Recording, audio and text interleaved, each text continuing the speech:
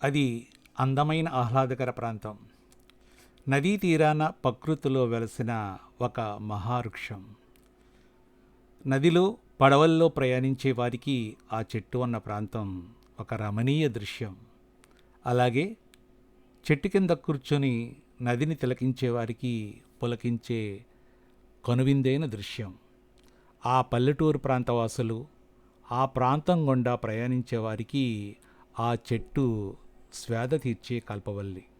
అలా పర్యాటకులతో పాటు సినిమా వారికి క్రమేపీ చేరువయింది ఈ చెట్టు.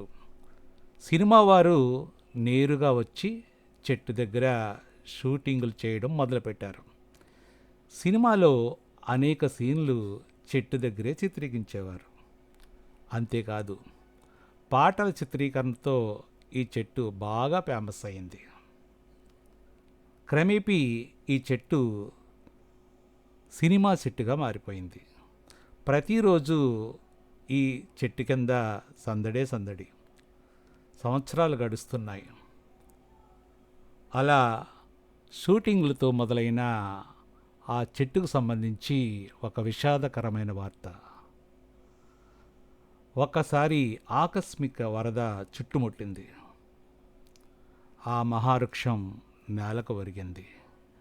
ఈ వార్త తెలిసి గ్రామస్తులు, అభిమానులు తల్లడిల్లిపోయారు. సినిమా ప్రముఖులు సైతం వచ్చి ఆ చెట్టు కడసారి చూపు కోసం తప్పించారు. తమతో మమేకమైన ఈ చెట్టు దీర్ఘకాలం ఉంటే బాగుండేదని ఆకాంక్షించారు. ఎంతో ప్రసిద్ధి చెందిన ఈ చెట్టు మళ్ళీ చిగురిస్తే బాగుంటుందని చిన్న ఆశ.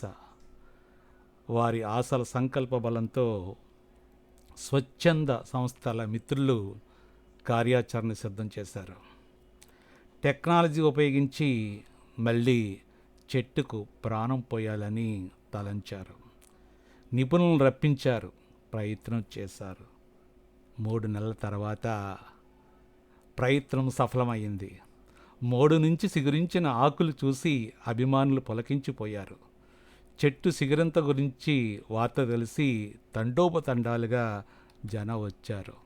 ఇక వేడుక, సంబరాల్లో మునిగిపోయారు. అభిమానం అంటే ఇదే కదా.